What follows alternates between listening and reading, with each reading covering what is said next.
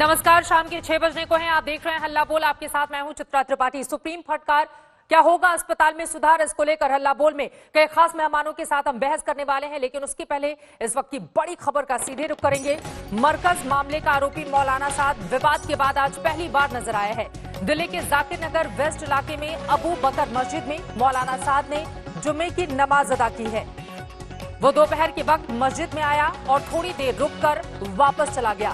दिल्ली में दिखा है मरकज केस का आरोपी मौलाना साद। आपको बता दें, उससे दिल्ली पुलिस को करनी है पूछताछ, अहम जानकारियां हासिल करनी है। लेकिन इतने दिनों के बाद, जो कि निजामुद्दीन मरकज मामले में आरोपी है, पहली बार विवाद के बाद पहली बार नजर आए हैं मौलाना साद और मस्जिद में वो दिखा है। पुनीत शर्मा हमारे संवाददाता ज्यादा जानकारी के साथ जुड़ चुके हैं। पुनीत, मस्जिद में दिखा है मौलाना साद और क्या जानकारी मिल रही है? पुलिस पहुंच पाई या नहीं मौलाना तक? देखिए, आपको बता दें चित्रा की जब से मरकज का पूरा मामला सामने आया तब से पुलिस और खासतौर से क्राइम ब्रांच मौलाना साद तक पहुंचने की कोशिश कर रही है। शुरुआत में बताया जा रहा था कि वो क्वारंटाइन है, कोरोना का टेस्ट हुआ है, लेकिन तमाम जानकारियां उन्होंने क्राइम ब्रांच तक पहुंचाई है। उनके वकील ने आज दोपहर लगभग 1 बजे के आसपास जाकिर नगर वेस्ट में अबू बकर मस्जिद जो है वहां पर बताया जा रहा है कि मौलाना साद आए थे और उन्होंने जुम्मे की जो नमाज है वो अता की। काफी देर वो वहां पर रुका, उसके बाद वो वहां से चले गए। हमारे सूत्र यही बता रहे हैं कि लगभग आधे घंटे से ज्यादा का वक्त मौलाना साद ने अबू बकर मस्जिद में बिताया था और उसके बाद वो वहां से चले गए थे। और पुलिस के जो सूत्र हैं अभी उनका यही कहना है कि लगातार मौलाना साद से बातचीत करने की कोशिश की जा रही है। उनको कई नोटिस दिए गए हैं इन्वेस्टिगेशन ज्वाइन करने के लिए, लेकिन अभी तक उन्होंने इन्वेस्टिगेशन ज्वाइन नहीं किया। जबकि जो मौलाना साद है उसके वकील का साफ तौर पर कहना है कि वो लगातार क्राइम ब्रांच को एक एक अपनी गतिविधियों से अवगत करा रहे हैं। फिलहाल मुख्य आरोपी मौलाना साद, पहली बार ऐसा कहा जा रहा है कि वो जहां पर रुका हुआ है अपने घर पर, वहां से बाहर निकला और जुम्मे की नमाज। बहुत शुक्रिया आपका इस पूरी जानकारी के लिए। मस्जिद में थोड़ी देर रुकने के बाद वापस चला गया मौलाना साद। लेकिन सबसे बड़ा सवाल, पुलिस आखिर कब पूछताछ करेगी? क्योंकि मरकज मामले में गंभीर आरोप लगे हैं मौलाना साद पर। जैसे और जानकारी निकलकर सामने आएगी, आज तक आप तक पहुंचाएगा। और अब बढ़ते हुए आगे, दिल्ली में कोरोना की रफ्तार लगातार बढ़ती चली जा रही है, जिस पर सुप्रीम कोर्ट ने दिल्ली सरकार को आज फटकार लगाई है। देश की सबसे बड़ी अदालत ने दिल्ली में अस्पतालों की हालत पर चिंता जताई है। पूछा है कि टेस्टिंग कम क्यों हो रहे हैं। सुप्रीम कोर्ट ने दिल्ली समेत देश के कई दूसरे राज्यों को भी बाकायदा नोटिस भेजा है।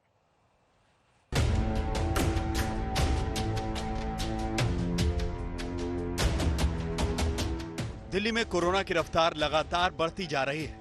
पिछले 5 दिनों में आंकड़ों पर नजर डालिए। 8 जून को 1282 मामले सामने आए, 9 जून को 1007 मामले, 10 जून को 1366 मामले, 11 जून को 1501 और 12 जून यानी आज 1877 नए मामले। मामले लगातार बढ़ रहे हैं और मौत का आंकड़ा भी बढ़ता जा रहा है। नहीं बढ़ रही तो मरीजों को मिलने वाली सुविधाएं और सहूलियत। सरकारी अस्पतालों का बुरा हाल है।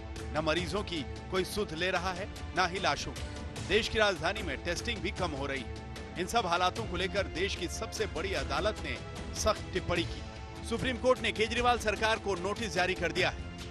सुप्रीम कोर्ट ने कहा है और बड़े स्पष्ट शब्दों में कहा है कि दिल्ली की स्थिति भयावह है।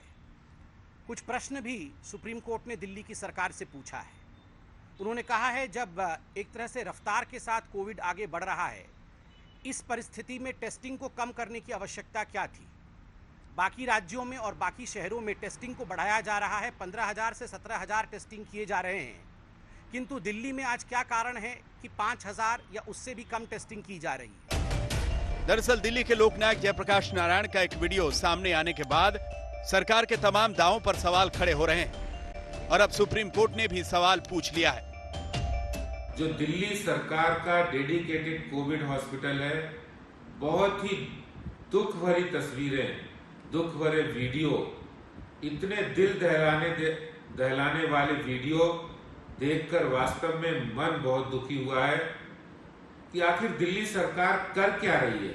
अरे भाई, डेथ हुई है, मैं मानता हूँ दुखद है डेथ को, परंतु तो ऐसे थोड़ा कि इसको सेंसेशनल बना के दिखाया जाए। सारा स्टाफ डिमोरलाइज होता है, कहते हैं हम दिन रात काम कर रहे हैं, रात को सो नहीं रहे हैं और हमें अगर ये देखना पड़े, उनको फोन आ रहे हैं, मुझे आ रहे हैं। सरकारी अस्पताल की बात छोड़िए, राजधानी के निजी अस्पतालों में भी कोरोना के मरीजों से लूट खसोट मची हुई है। पहले तो बेड मिलने में परेशानी और मिल गया तो मनमाने पैसे वसूलने की कोशिश। आज तक ने दिल्ली के कई अस्पतालों में कोरोना के नाम पर चल रहे लूट का पर्दाफाश किया है। एडमिट कराना जगतपुरी से 3 दिन पहले पॉजिटिव आया था, सेल्फ क्वारंटाइन किया हुआ था। बेड नहीं है, हम मना कर रहे हैं, बेड नहीं है।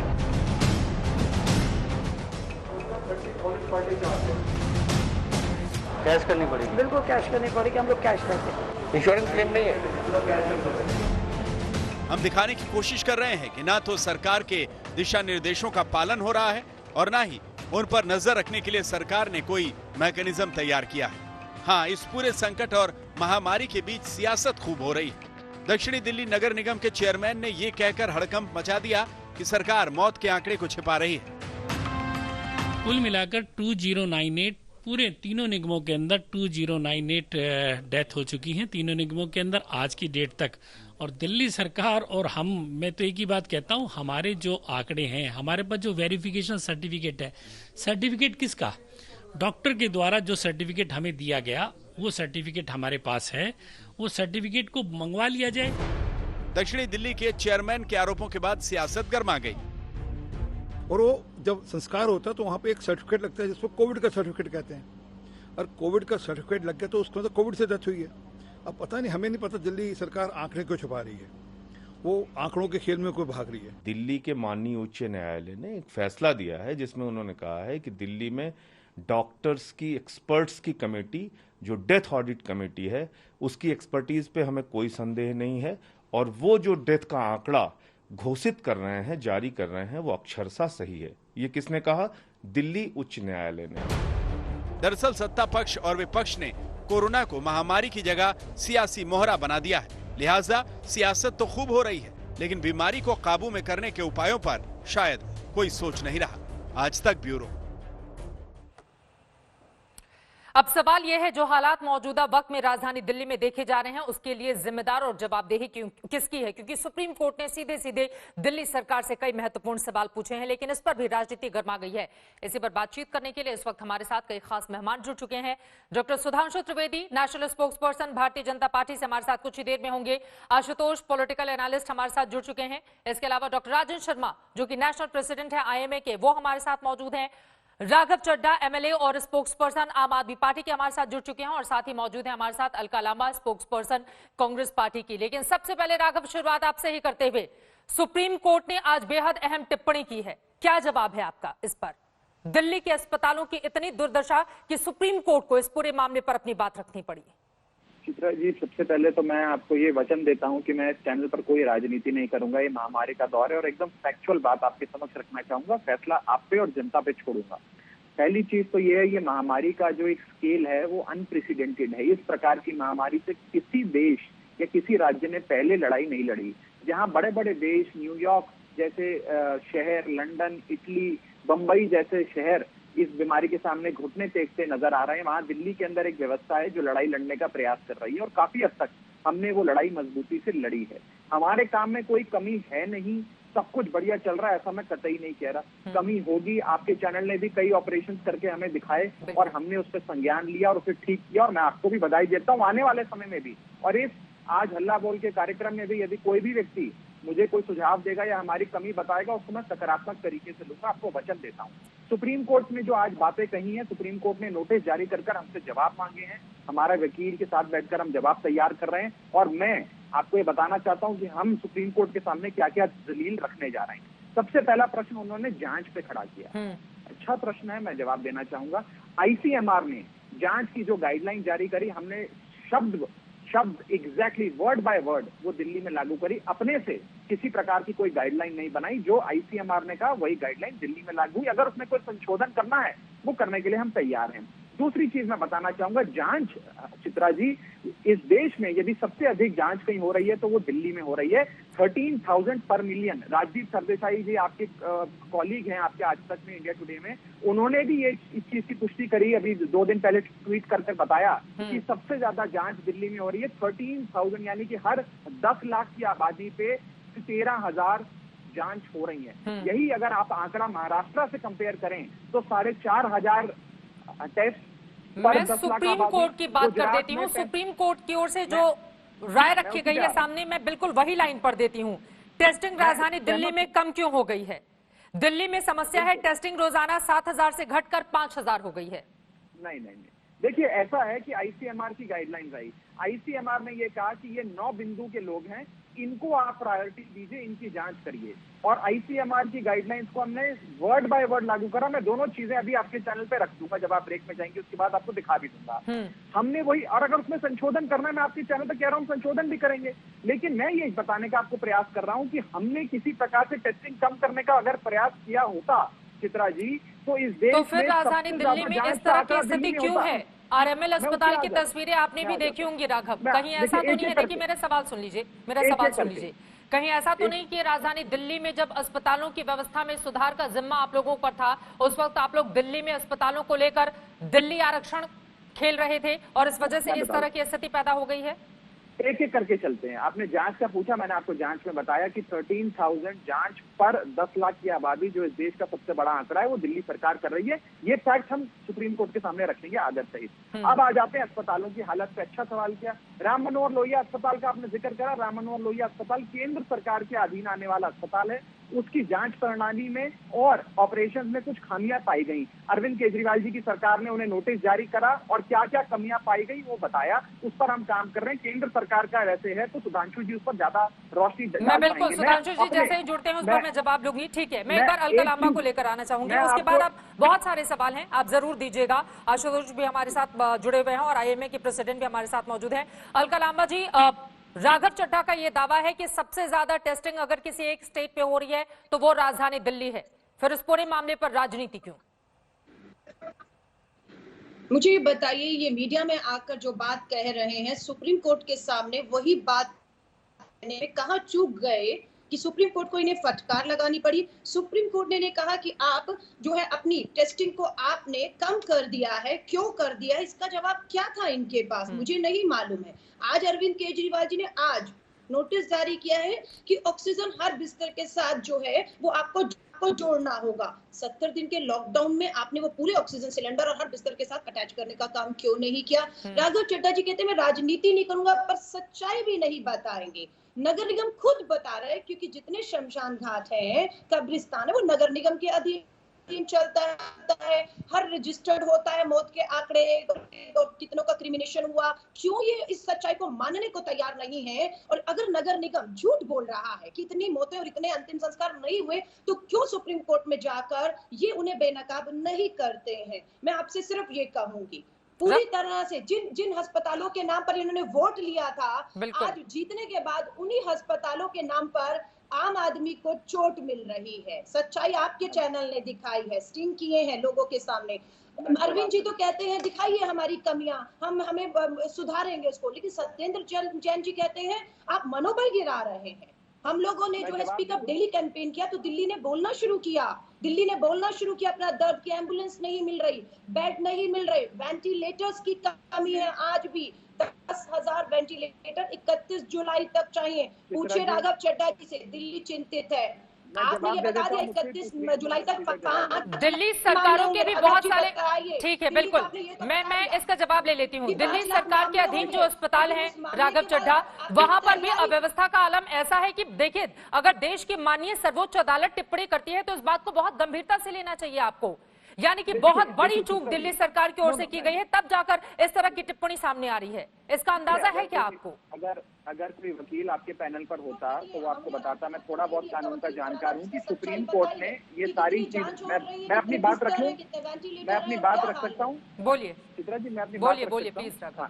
यदि कोई वकील आपके चैनल पर होते, इन पैनल पर, तो आपको बताते कि सुप्रीम कोर्ट नोटिस जारी करता है। उसने नोटिस जारी कर हमसे 8-10 सवाल पूछे हैं। उन सवालों का जवाब देने का एक मौका सुप्रीम कोर्ट ने हमें दिया है। अगली हेयरिंग में हम वो सारे सवालों का जवाब देंगे। हल्ला बोल की बहस नहीं होती सुप्रीम कोर्ट में कि एक धड़ा बोलेगा फिर दूसरा धड़ा बोलेगा, एक पक्ष बोलेगा वो आरोप लगाएगा, इस प्रकार से बहस नहीं होती है। सुप्रीम कोर्ट ने इतनी बड़ी चूक हुई तब तो सुप्रीम कोर्ट सवाल पूछ रहा है ना, कोई आपकी पीठ तो नहीं थपथपाई गई है कि आपने बहुत अच्छा काम किया है और पूरे देश में इसी तरह की व्यवस्था लागू कर दी जाए? चित्रा जी जवाब देंगे, उसका जवाब देंगे ना। अगर हमारी कमी है, मैं स्वीकार रहा हूँ आपके चैनल पे, कमी है तो सुधारेंगे। राघव, बात कमी और कमी को सुधारने की नहीं है। आपके पास वक्त कहाँ है? आपके पास वक्त कहाँ है? मुझे बोलने तो दीजिए, मेरी आवाज को मत दबाइए। नहीं, आपकी आवाज को कोई नहीं दबा रहा है राघव चड्ढा, गलत बात है। कोई आपकी आवाज को नहीं दबा रहा है। जल्दी से अपनी बात कीजिए। सुधांशु जी भी आ चुके हैं। सुधांशु जी भी आ चुके हैं। कांग्रेस की प्रवक्ता ने मौत के आंकड़े का जिक्र करा और 17 साल से भाजपा नगर निगम चला रही है, उसका जिक्र करा। दिल्ली हाईकोर्ट, क्योंकि आज आप सुप्रीम कोर्ट और हाईकोर्ट की चर्चा कर रहे हो, दिल्ली हाईकोर्ट ने आज से 4 हफ्ते पहले एक ऑर्डर जारी कर कहा कि ये जो आरोप लग रहे हैं दिल्ली सरकार पर कि वो मौत का आंकड़ा छुपा रही है, वो निराधार है। और दिल्ली सरकार जो आंकड़े दे रही है वो 100% सही है। ये किसी राजनीतिक दल ने हमें सर्टिफिकेट नहीं दिया, दिल्ली हाईकोर्ट ने सर्टिफिकेट दिया है। और जो व्यक्ति सवाल खड़ा कर रहा है वो कोर्ट की अवमानना कर रहा है, उसके खिलाफ कार्रवाई होनी चाहिए। नहीं पता लग तीसरी चीज, एक कहता है तो दूसरा झूठ बोल देता है, दूसरा कहता है तो वो इनको देखिए ऐसे बात नहीं हो पाएगी, आपको इनका डेटा डाउन करना पड़ेगा। लेकिन लोगों की जाने जा रही नहीं, ठीक है, एक एक करके। ठीक है अलका जी, आप अपनी बात रखिएगा एक एक करके। गेस्ट कोऑर्डिनेशन से ये बात कर कहा था कि जब मैं बोलता हूँ कांग्रेस वाले बीच में चिल्लाते हैं। राघव मुझे बोलने दीजिए, मैं किसी के बीच में नहीं बोलता। नहीं, ठीक है, वो पूरा ध्यान रखेंगे राघव। लेकिन एक निवेदन है।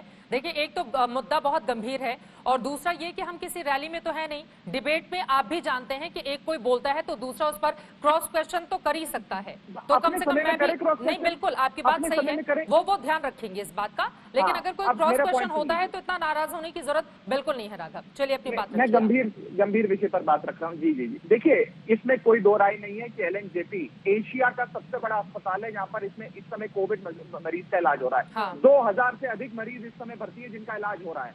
2500 लोग ठीक होकर जा चुके हैं। वहाँ के अस्पताल में जो डॉक्टर और नर्सेज हैं वो पिछले 60 दिन से अपने घर नहीं गए हैं, घर वालों से नहीं मिले हैं। उसमें से कितने डॉक्टर इन्फेक्ट हो गए, दिन रात काम कर रहे हैं। यदि आज बीजेपी इस पे राजनीति करती है तो डॉक्टरों का मनोबल भी टूटता है। सबसे बड़ा अस्पताल है। आज निजी अस्पतालों में जिस मरीज का इलाज नहीं होता है वो इलाज कराने के लिए LNJP आता है। इतना वर्ल्ड क्लास इंस्टीट्यूशन है। हो सकता है खामियां हो सकता है कोई एक आधा वीडियो बना हो जिससे उन लोगों ने हम पर आरोप लगाया, हम उसे सुधारेंगे। मैं आपके चैनल पर कह रहा हूं, मैं राजनीति नहीं कर रहा, लेकिन ये एक लड़ाई है जिसमें सबको मिलकर लड़ना है। जब मुख्यमंत्री अरविंद केजरीवाल जी डॉक्टर हर्षवर्धन के साथ, गृह मंत्री अमित शाह के साथ और प्रधानमंत्री नरेंद्र मोदी के साथ मिलकर काम कर सकते हैं तो भारतीय जनता पार्टी की दिल्ली इकाई क्यों राजनीति करती है? मैं सुधांशु जी आपको लेकर आना चाहूंगी, लेकिन जब सुप्रीम कोर्ट की फटकार पड़ी तब जाकर सुधार की बात कही जा रही है राघव, ये तो गलत बात है। आप ये बात सही है कि LNJP में इलाज किए जा रहे हैं, लेकिन इसका दूसरा पक्ष यह है जो वीडियो सामने आए हैं, हो सकता है अस्पताल के ज्यादातर हिस्सों में वही स्थिति रही हो,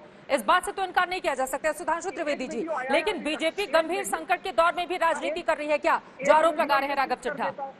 एक वीडियो कर देता है कि वो 2500 बेड का अस्पताल खराब हो गया। ठीक है, आप एक वीडियो के आधार पर आप बोलिएगा, एक बार जवाब ले लेते हैं। ठीक है राघव, ठीक है, एक बार जवाब ले लेते हैं। सुधांशु, ऐसा है कि यहाँ पर जो समस्या आ रही है कोई एक विषय नहीं है जिसपे आरोप प्रत्यारोप। सबसे पहले कौन सा विषय आया कि दिल्ली सरकार ने जो ऐप जारी किया उसमें जिन अस्पतालों में दिखाए जा रहे थे बेड, वहां बेड उपलब्ध नहीं।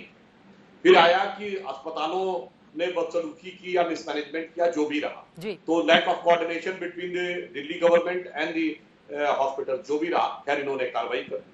उसके बाद दूसरा विषय आया अस्पतालों के अंदर की बदहाली का विषय।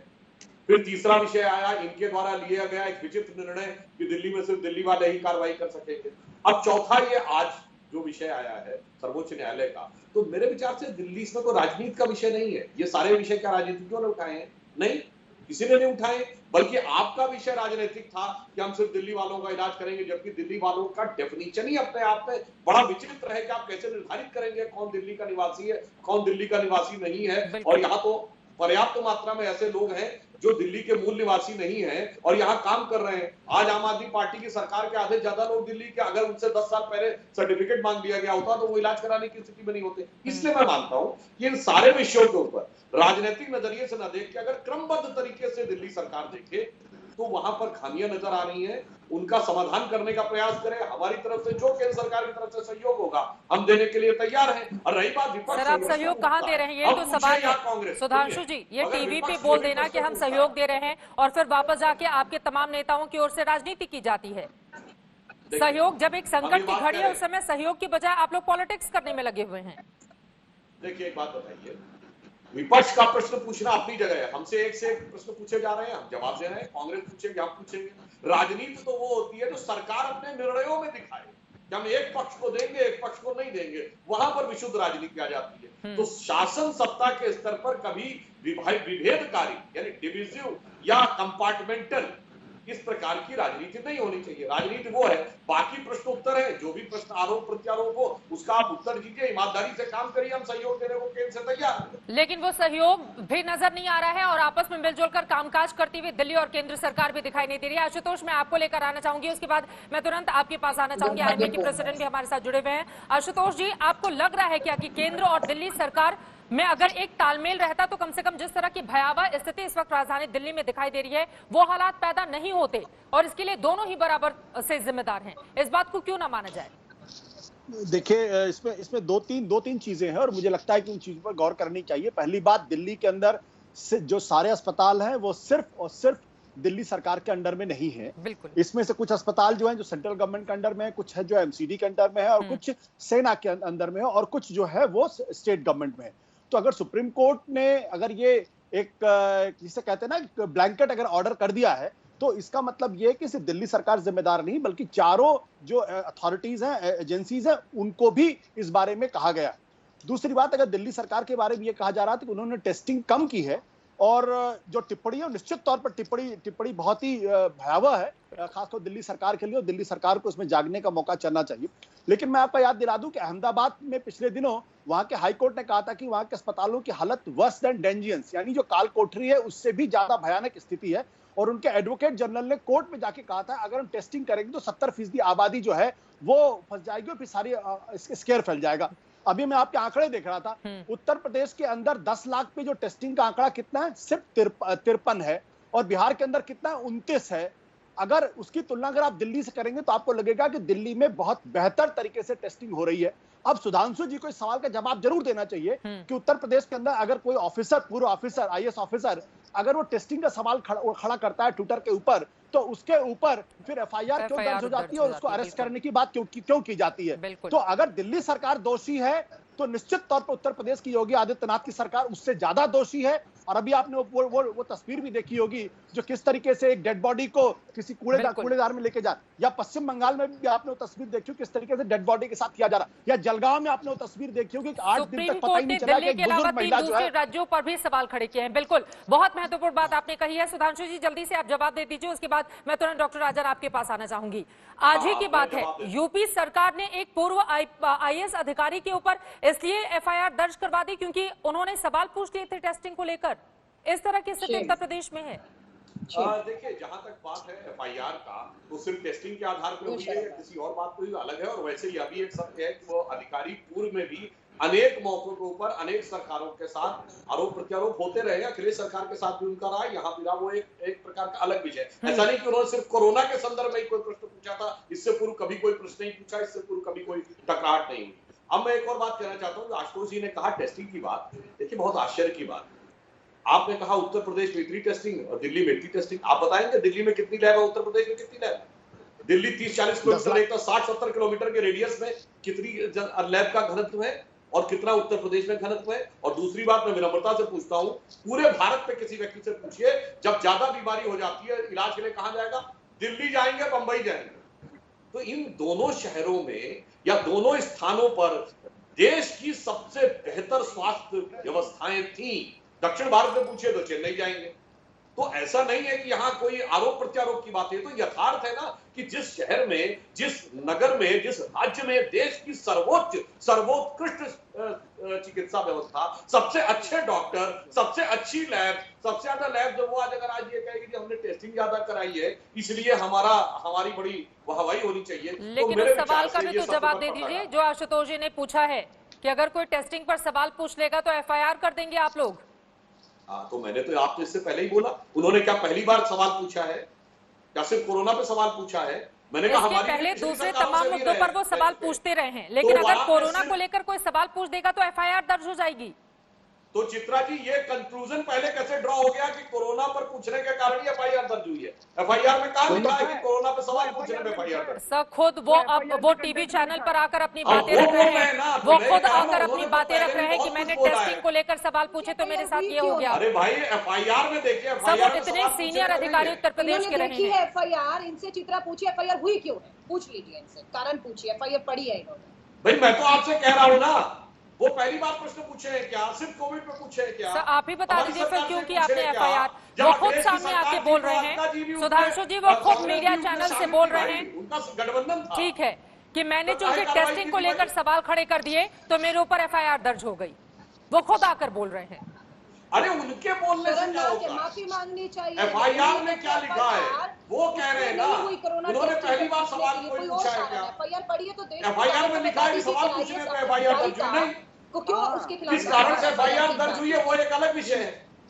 आप भी बता दीजिए, आप भी बता दें सर, वो तो यही कह रहे हैं कि मैंने टेस्टिंग को लेकर सवाल पूछा तो यूपी सरकार ने एफआईआर करा दी। आप भी बता दीजिए पहली बार सवाल पूछा है क्या? सिर्फ कोरोना के समय सवाल पूछा है क्या? ठीक है, लेकिन मुझे लगता है सरकारों को कम से कम ध्यान रखना चाहिए एक ऐसे वक्त में अगर कोई भी अधिकारी आपसे सवाल पूछता है टेस्टिंग को लेकर तो वो आम जनता के लिए ही पूछ रहा है और जनता के द्वारा चुनी हुई सरकार है तो सरकार को इन बातों को संज्ञान में लेना चाहिए। डॉक्टर राजन शर्मा, मैं माफी के साथ बहुत देर हो गई, मैं आपके पास आना चाहूंगी। आज जो सुप्रीम कोर्ट की तल्ख टिप्पणी दिल्ली के संदर्भ में आई है, इस पर क्या सोच रहे हैं आप? आपकी प्रतिक्रिया, दिल्ली के अस्पतालों में ऐसी हालत क्यों है?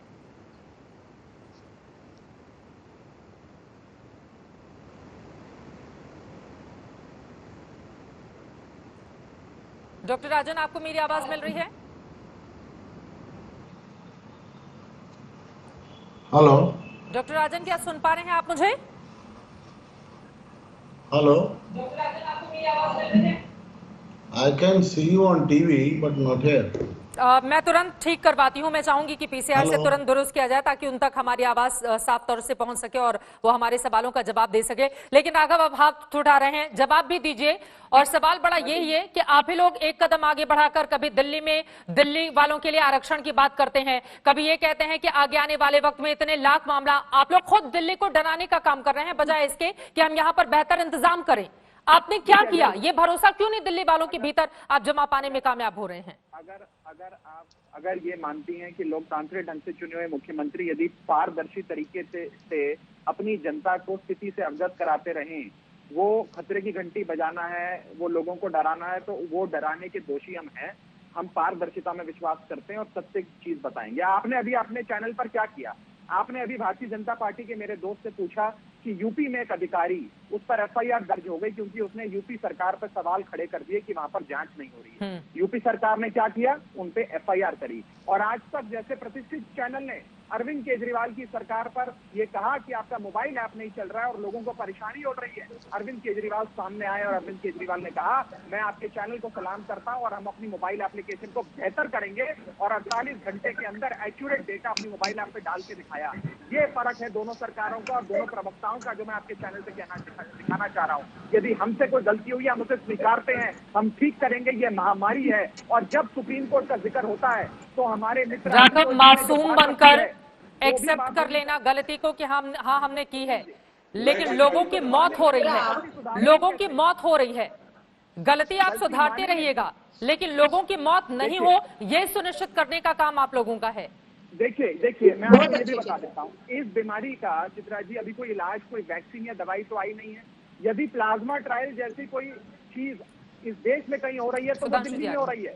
यदि मौतों का आंकड़ा सबसे कम है, मोर्टेलिटी रेट यानी कि मृत्यु दर इस बीमारी से जूझ रहे मरीजों की सबसे कम यदि कहीं है तो वो दिल्ली में है। गुजरात में 60% मृत्यु, मुंबई में 5.5% एक एक जिंदगी कीमती है, जिसके घर के लोग गए हैं उससे पूछिएगा, आप इसे कम आंक रहे हैं। अलका लांबा बोल रही है कि पिछले 24 घंटे में 100 मौतें हुई हैं। क्या आप इसको कम मानते हैं? क्या आप इसको कम मानते हैं? ठीक है, कोई भी मौतों का आंकड़ा कम नहीं है और एक एक मौत, एक एक जान कीमती है, एक एक मौत जाती है तो हमारे दिल पे खंजर लगता है, हमें दुख होता है, हमारा व्यक्ति गया है, हमारा घर वाला गया, हमें दुख होता है। सिर्फ शब्दों में आप जो एशिया का चित्रा इनसे पूछिए, जो ये LNJP अस्पताल जिसको सुप्रीम कोर्ट ने आज नोटिस किया है, दिल्ली सरकार का LNJP अस्पताल, ये बता दें एशिया का सबसे बड़ा अस्पताल, ये एशिया का सबसे बड़ा अस्पताल तो था, लेकिन इसे बेहतर की बजाय बेहतर बनाने का काम इन्होंने किया है। सुप्रीम कोर्ट ने कहा नर्क हो चुके हैं इनके अस्पताल, जो वीडियो सामने आए हैं कि मृत को नहीं एक सेकंड आप इनको बोलिए खूब किया जा रहा है। हम फिर क्या कर रहे हैं? क्या सुप्रीम कोर्ट की वीडियो को जो दिखाए गए उनसे आप वीडियो से इनकार करेंगे कि वो LNJP के नहीं है? आपके चैनल पे फोन करके कहूंगा, मैंने आने से पहले एक ही शर्त रखी थी कि मुझे बोलने का मौका दिया जाए, बीच में चिल्लाएंगे, और मैंने खास करके कांग्रेस के प्रवक्ता का नाम लेकर कहा था आपसे सवाल कर रहे हैं क्योंकि आप सवालों से भटका रहे हैं। राघव जवाब तो देने दीजिए चित्रा जी, कम से कम। नहीं आप जवाब दीजिए, वो वीडियो को लेकर भी क्वेश्चन करे राघव। मुझे लग रहा है देखिए आप जिस जगह से चुन कर आए हैं, एक सेकंड राघव, आप इतने युवा नेता हैं, जब आपने अपना चुनावी कैंपेन किया था उस दौरान मैं भी आपके तमाम इलाकों में गई थी, आप बहुत लोकप्रिय भी हैं, लेकिन मुझे लग रहा है कि डिबेट में आप ऐसा तो नहीं कि अपना धैर्य खोते जा रहे हैं। अगर विपक्ष कोई सवाल पूछ रहा है और आप सत्ता पक्ष में हैं, आप विधायक हैं, स्पोक्स पर्सन है, तो जवाब देना आपकी जिम्मेदारी है। अगर मैं आप किसी भी विपक्षी नेता की आवाज को कह रहे हैं बंद करवा दो, उसको बोलने नहीं दो। मुझे बोलने तो दीजिए, क्योंकि इनके पास जवाब नहीं है। आप पूछ लीजिए, मैं फिर जवाब दे दूंगा। नहीं आप जवाब दीजिए। आप राघव सबसे ज्यादा आपने ही बोला है अभी तक, सबसे ज्यादा, क्योंकि आप सरकार के प्रवक्ता हैं, तो इस वजह से सबसे ज्यादा सवाल आप ही से हो रहे हैं। मौजूदा हमारा टॉपिक उसी से। मेरा सवाल ये है राघव चड्ढा, ठीक है एक लाइन में मैं पूछ लेती हूँ, जो वीडियो सामने आया है वो जैसे हमें शर्मसार करता है देखकर कि हमारे अस्पतालों की हालत ऐसी हो गई है, क्या आपको भी यही महसूस हुआ कि ऐसी स्थिति नहीं होनी चाहिए थी? आप सामने पूछ ले, जवाब दे दूं, कोई रोकेगा तो नहीं मुझे? सत्ता पक्ष से जवाब जानना चाहती हैं आप?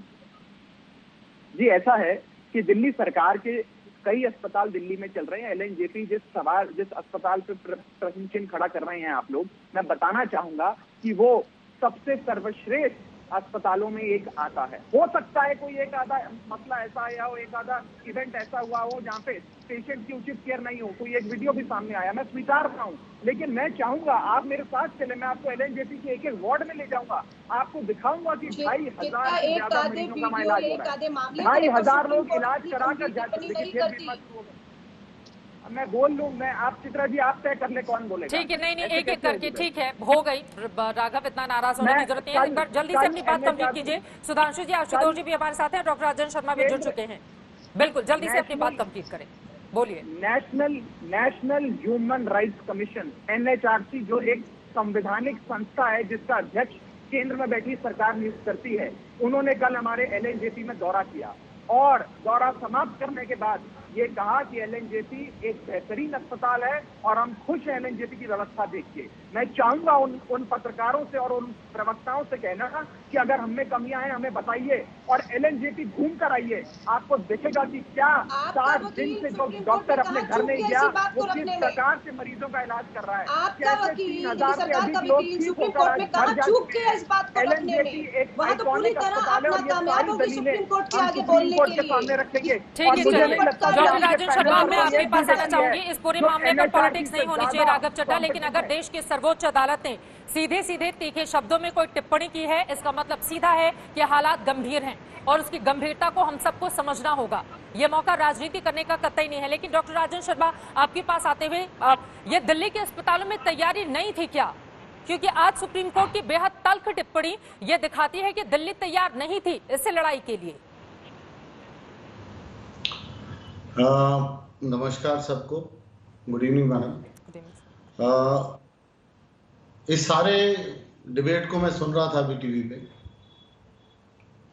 ये नहीं है वो नहीं है, इस सारी चीज में अगर एक नहीं है वो है डॉक्टर और डॉक्टर की आवाज। डॉक्टर की आवाज कहां DGHS ऑफ हेल्थ सर्विसेज हैं। Everybody is making a comment on health care without realizing the plight of the doctor. The doctor as a planner, as a treater is missing. I am very sorry to say, when I heard ये इनका अस्पताल है, ये उसका अस्पताल है, मेरा तेरा हमारा कहां गया? कोविड सारी इंडिया को इफेक्ट कर रहा है, अकेले दिल्ली को नहीं कर रहा या बॉम्बे को नहीं कर रहा। Covid is a national enemy. Please for god sake let's fight it together.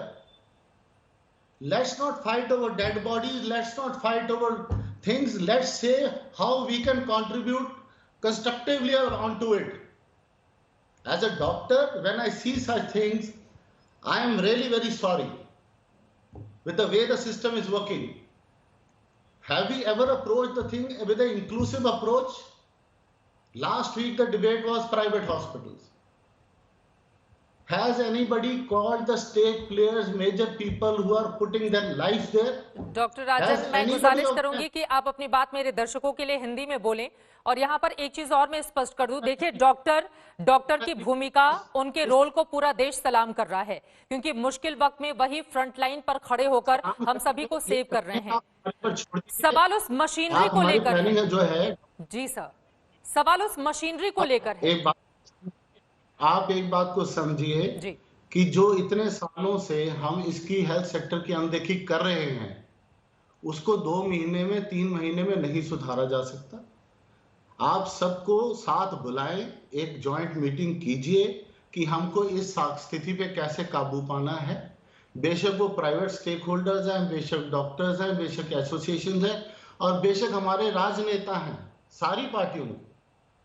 केंद्र सरकार हमारी केंद्र सरकार है, दिल्ली सरकार हमारी दिल्ली सरकार है, दोनों मान योग हैं।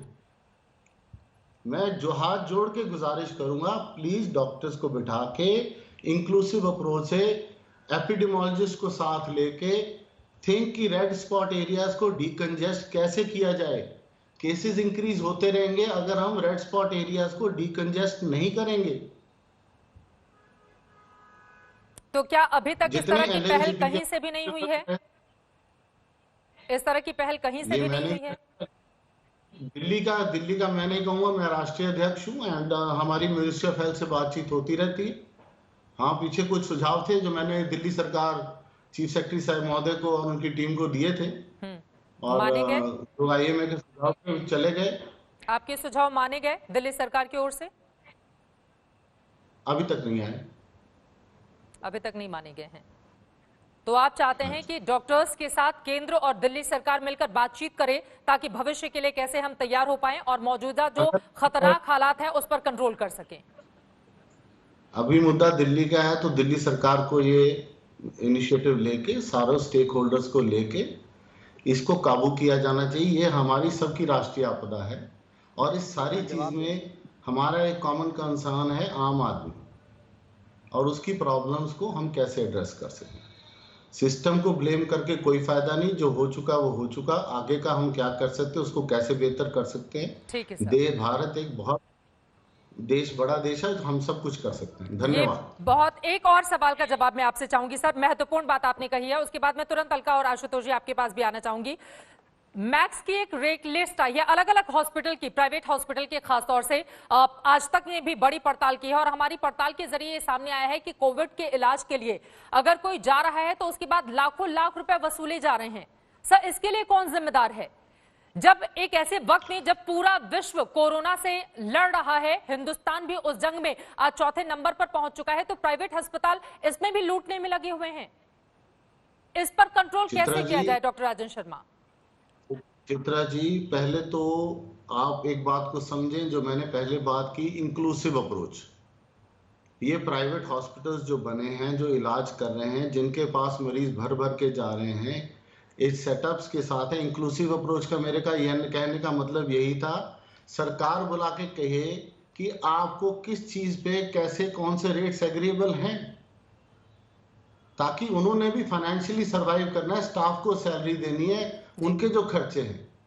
लूट के खिलाफ ना IMA कभी है, ना मैं कभी उसका समर्थन करता हूं, परंतु जिस चीज का समाधान निकल सकता है, क्या हम सारे समाज के हिस्सा होकर इसके लिए ट्राई नहीं कर सकते? हमें इसके लिए ट्राई करने चाहिए, भरसक प्रयत्न करने चाहिए, और जहां भी है दिल्ली सरकार पहल करे, ये बात सामने आराम से सुलझ सकती है। जो बातें आपने कही हैं, ऑर्डर। जी सर, मैं राघव से इसका जवाब जल्दी से ले लेती हूँ, उसके बाद सुधांशु जी आप जवाब दीजिएगा।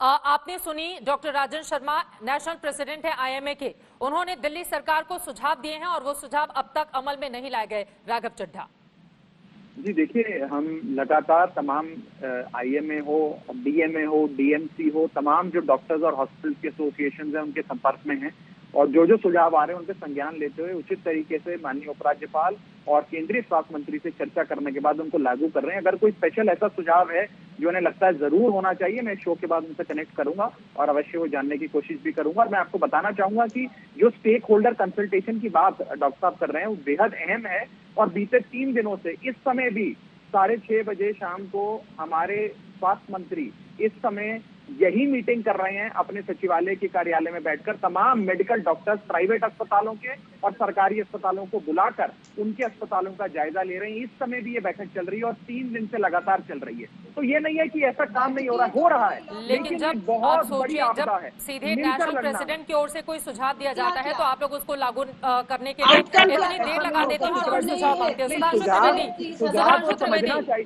केंद्र सरकार ही पहल कर ले दिल्ली सरकार के साथ बैठकर कम से कम राजधानी दिल्ली की हालत को बेहतर करने के लिए। एक कदम आप आगे बढ़ाएं, एक कदम वो आगे बढ़ाएं।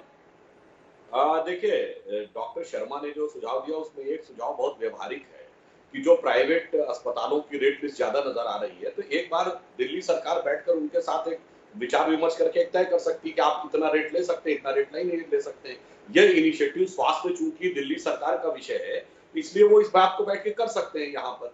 दूसरी बात एक और मैं आपसे कहना चाहूंगा, जो उन्होंने डॉक्टरों की समस्या की बात है बिल्कुल सही बात है। हमने मीडिया में पढ़ा कि 3 महीने से डॉक्टरों को सैलरी नहीं मिली। अब बताइए, एक तरफ एक सरकार ऐसी है जिसने करोड़ों रुपए विज्ञापन में व्यय कर दिए, जो बड़े गर्व से कहते थे हमने ये भी फ्री दे दिया, वो भी फ्री दे दिया, ये भी फ्री दे दिया। तो आपका कितना पारदर्शी वित्तीय प्रबंधन था कि आज हालत ये हो गई तनख्वाह देने का पैसा नहीं था। तो इसमें कौन सा आपने चमत्कार कर दिया? अगर कोई सब कुछ फ्री लुटा के और विज्ञापन करके और अपना प्रचार करने में लुटा दे, फिर कह जी मेरे पास तो सैलरी देने का पैसा नहीं रह गया।